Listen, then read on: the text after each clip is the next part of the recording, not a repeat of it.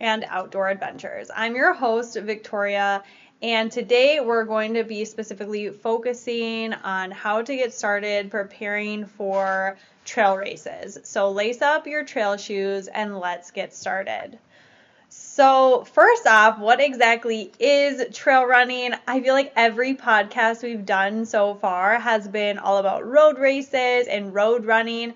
So, trails are a little bit different than road running. They take place in natural terrains like dirt paths, rocky trails.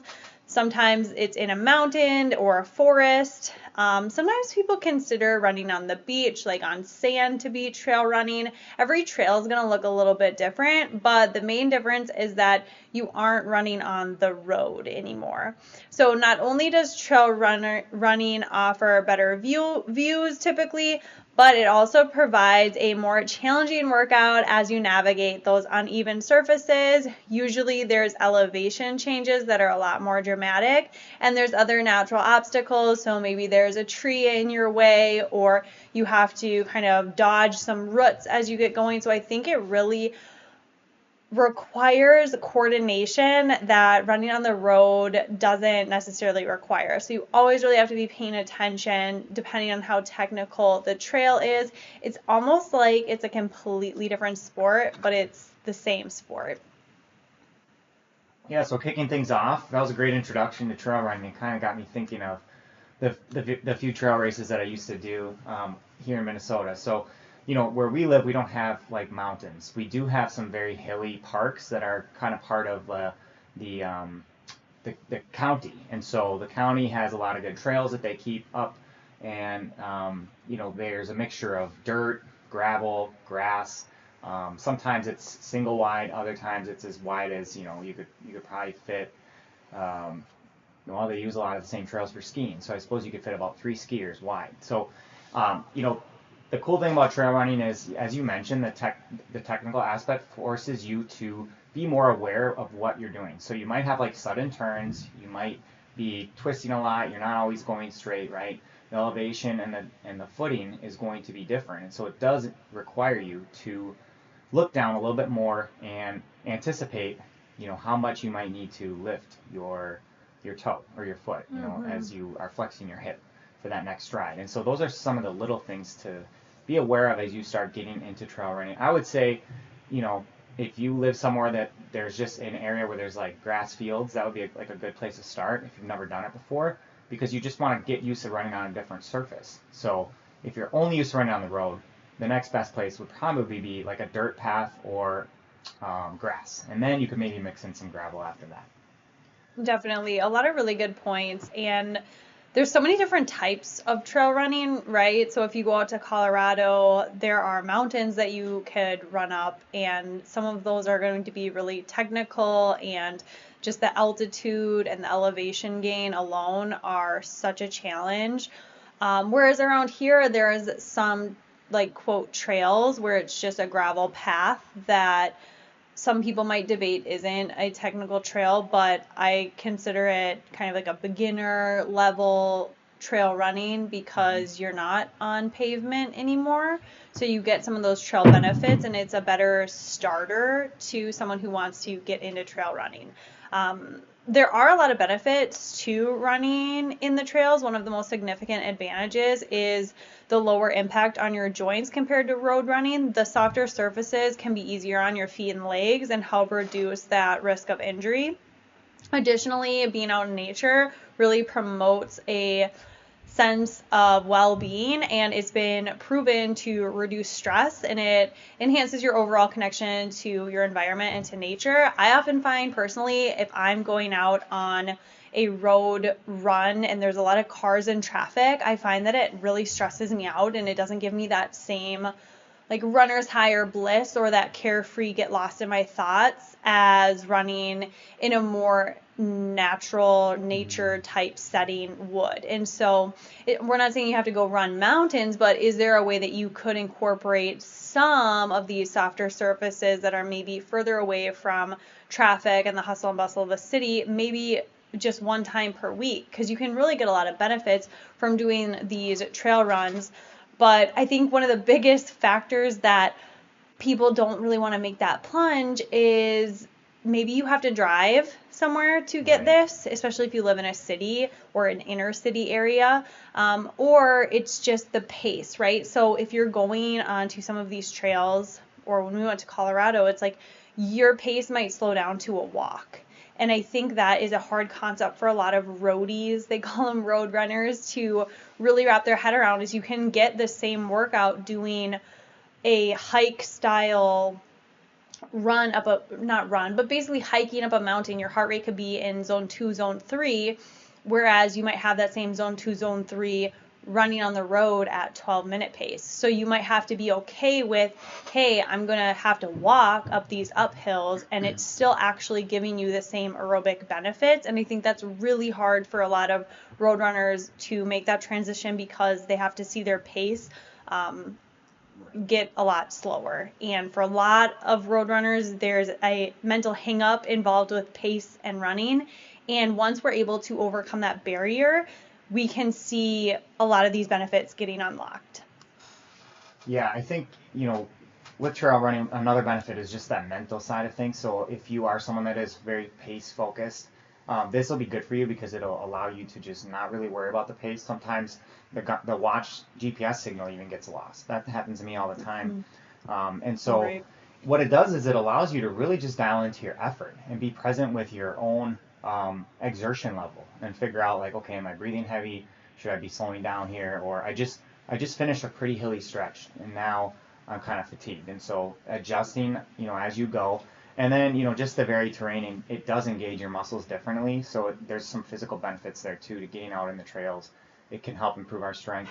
When I was in college, we would train in this park in rural Wisconsin, and it had really nice mixture of terrain, but it was all kind of in the woods, and we would do like 800 to 1,000 meter loops, and we did that for a couple weeks straight, and it gave me so much strength and confidence that when we actually get onto a cross country course, which most of them were on a golf course, very thin grass, right?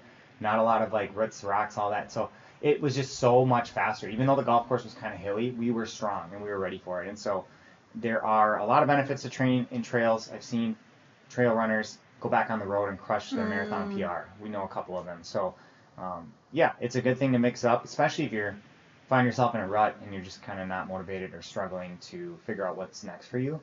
Maybe explore some local trails. Definitely. And I love how you mentioned that you trained that way in college, and one of the biggest things when you were in college is no one had GPS watches, no one really knew what pace you were going, and so on some of those recovery runs where you were going in the trails, maybe you guys were going 4 minutes per mile slower than what you normally do, but you had no idea that you were going that slow, because to you the effort was whatever effort you needed to do that day, and so you weren't really caught up in the pace, or you weren't worried about it.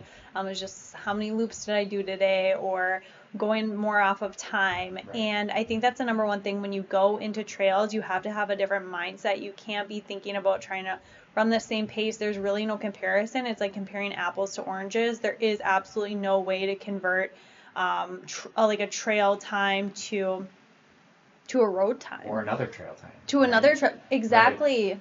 Because there's so many factors. They're it's all like so unique. The different terrain can slow you down, the conditions can slow you down. If it's muddy, or if the ground is really hard because it hasn't rained in a while, like those are going to be two totally different trails that you're running in. And it really just depends on the type of year that the weather might be having. And so you can't necessarily look at someone's trail time and know anything about their road running potential.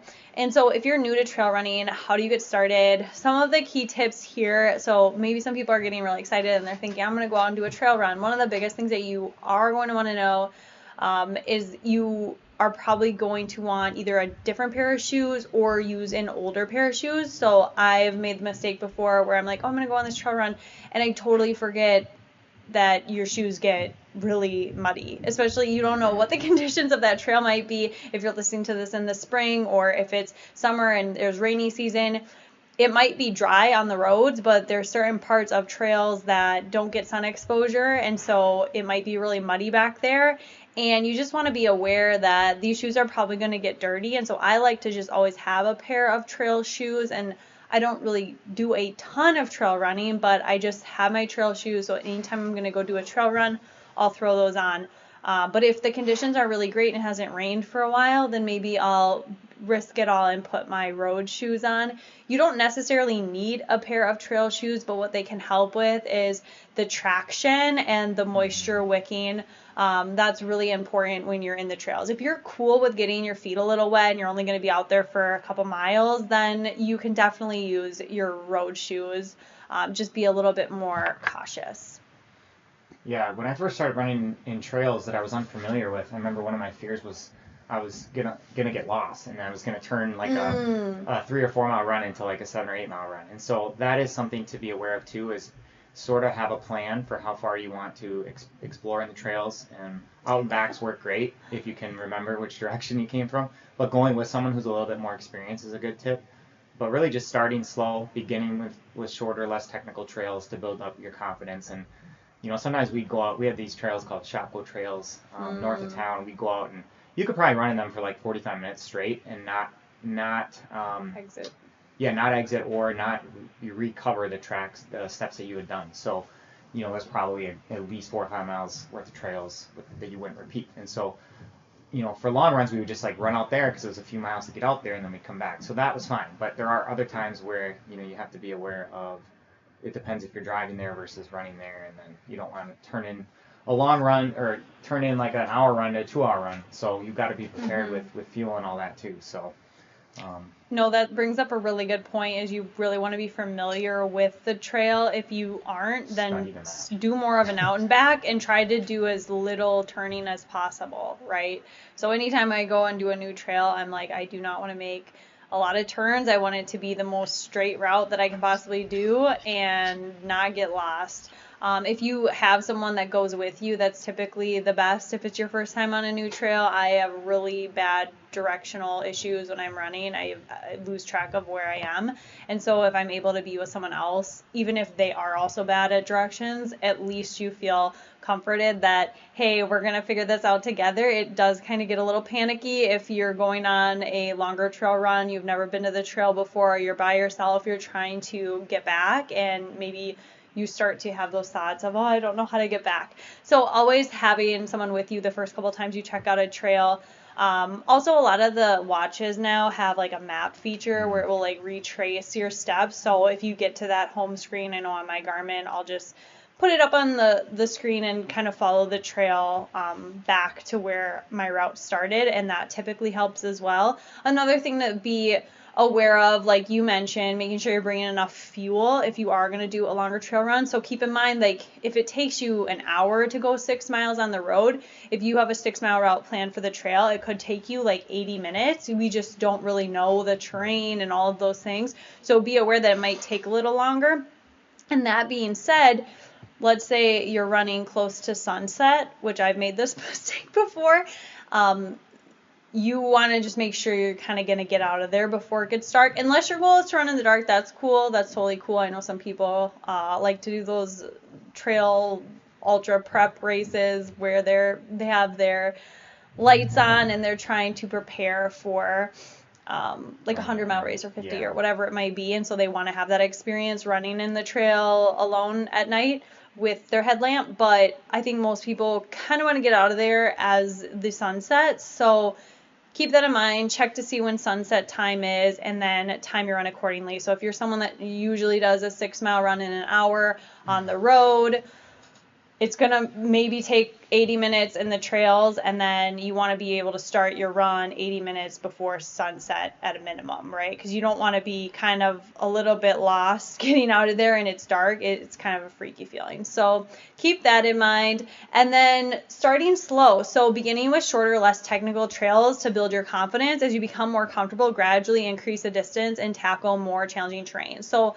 one way that I like to incorporate trails is maybe during an easy run, there is an area by your house that has gravel, sand, trail, maybe you hop on that for 5-10 minutes and that just becomes part of your regular route. You go on there, you do a little bit of an easy run, and then you do the rest of your route on pavement. So you don't have to make a really big transition into doing this. You can start with baby steps by hopping on for a few miles during an easy run and hopping off.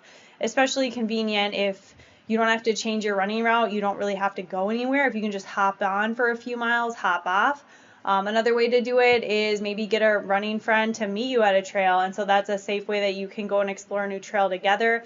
But when you do that, don't have it be like your 20-mile long run during a marathon training cycle in the trails. Maybe you want to do that as your recovery run the day after a long run.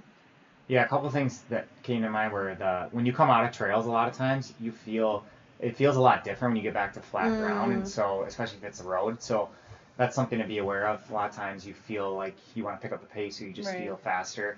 I just remember having a lot of runs like that, and then one of the apps that I like to use when we travel a lot, if we're looking for trails to run in, is the All Trails map, and so you could download that and just look at what's around you, and there's usually good ratings, and then it'll talk about the elevation and give you kind of like an easy, medium, hard, that sort of thing. So kind of a cool feature to look at that, and then obviously just remember trail etiquette when you're out there, because a lot of times you might run into like mountain bikers who are out on the same trails, or people walking their dogs off leash, or there's even like horse paths near where we went to school. So just be respectful of the environment, fellow users, and make sure you stay on marked paths. I know a lot of times they have certain areas closed for certain things, so you might get too close to like a hunting area or something like that. You just want to be careful. So. Or in the winter, because I did see a few people this winter posting on social media. They were running on groomed cross-country trails. And that is like a huge no-no. So if you ever see something that says like cross-country trails only, you cannot run on those. That's not allowed. So just throwing that out there. But also you do have to share the trail. So if sometimes I have noticed in the metro, there's certain trails where the fat tire bikes will go out, and I just try to avoid those areas because it's kind of like their domain, and I don't really like to run where people are doing a lot of the fat tire biking, just because I don't want to get in their way, and that's kind of like their space. So maybe try to find a different trail area, because you might think, oh, it's just this one-time thing, but I've noticed that there's certain areas where certain groups of fitness enthusiasts will kind of take over. So you can run if there's a fat tire biker doing that, but if you notice it's like this trend of every time you go in there, people are kind of taking over the trail, maybe try a different trail, try to find something a little bit different. But now let's dive into training for a trail race. It's going to be a little bit different of a prep than training for a road-specific race. You're going to want to get a lot of time in the trails. I think the biggest thing you can do if you're training for a trail race is to be really specific. So that means you need to specifically train in trails. The only way that your body is going to get used to running in the trail is if you have experience doing it, unless your goal is just to finish and survive. But a lot of people do still want to perform decent or feel good during the trail race that they're doing. The best thing you can do is to practice in the trails.